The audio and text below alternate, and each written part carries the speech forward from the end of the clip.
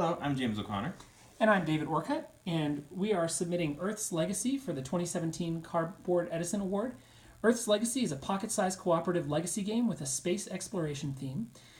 We designed it for 1 to 4 players. It plays in 30 to 45 minutes, and it's for ages 12 and up.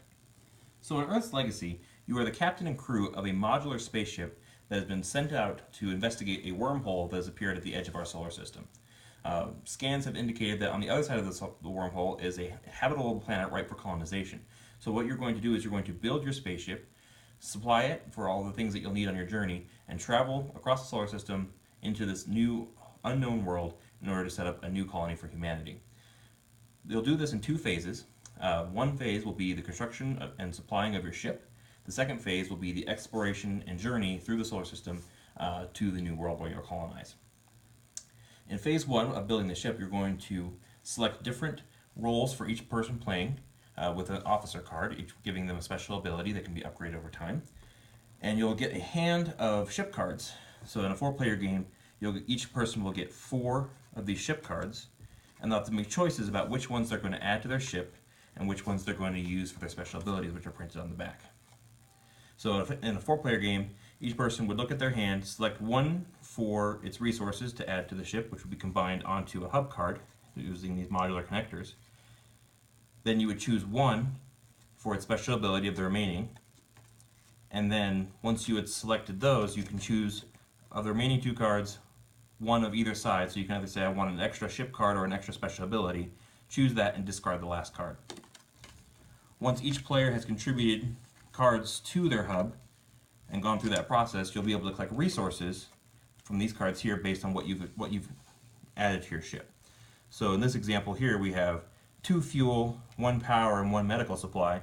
So you would get 2 of these fuel cards, 1 medical, and 1 power card. So these cards contain things like the resources that are printed on them, such as, in this case we have weapons, so you have 1 weapon, 2 weapons. You have cards that are split with their resources, so like 1 weapon or 1 food. And some of them also have special abilities on them. So you can use this for its resource, or you can activate the special ability. And each of these cards may have a choice that has to be made during the course of the game. These cards will be utilized during the exploration phase of the game, which David will cover now. Right, so once you've built your ship, you're ready to cast off into the unknown. You start moving through the solar system, and you're stopping at several points along the solar system. You make several choices about which path you're going to take through the solar system. One may be more favorable than the other in some cases. And so as you're moving through the solar system, you're having a series of encounters.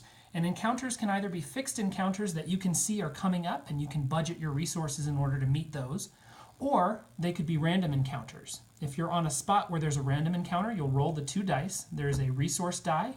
Each of the 6 faces has 1 of the 6 resources on it. And there's a quantity die with numbers 1 through 3. You'll roll both dice, and based on the result, you'll have to combine your cards together with your crew and determine how you're going to meet this challenge. So in this case, we would need 1 food in order to continue. Now, if you reach a point where you don't have the resource cards that you need in order to continue, and you can't manipulate the result using special ability cards, then you need to sacrifice one of the components of your ship, one of the modules, and that will be recycled into the resource that you need in order to continue along your journey.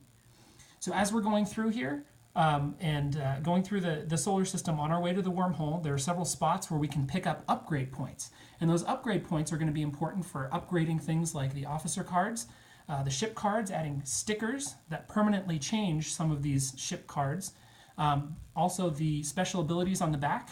There are 2 paths that can be upgraded, but once you choose one path, the other path is permanently closed off.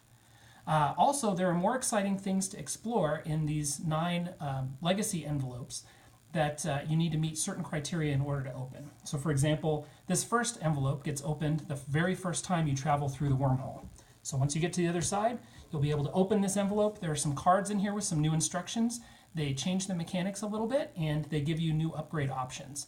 Once you're through the wormhole, you'll continue your journey through, and once you're finally at the planet, then hopefully, assuming that your ship's hub at least is remaining on your ship, then you've successfully reached the colony and you can log down 1 success. Absolutely. So if the hub is ever destroyed because you're unable to make the resources for an encounter, you've lost all the other modules from your ship, then the game's over. The upgrades and progress you've made towards your ship and your upgrade cards, though, remain in play and will be continued on to the next game. So if you're able to make it through for a successful journey to the colony, you'll be able to log victories in the ship's log, so you can track over time how long it took you to get to the colony and how many times it took you to reach each attempt. And you can see the game is designed to go up to 20 successes and be played over a long period of time, including tracking of all the upgrade points that you've gotten along the way. So overall, that's Earth's Legacy. It includes everything you see here is fit into a pocket-sized bag so that you can carry it around and bring it to game nights.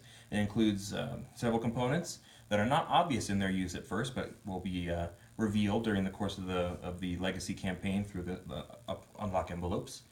And we designed it so that it will have a low barrier of entry, kind of addressing some of the concerns people have voiced about Legacy games in the past, that they're expensive.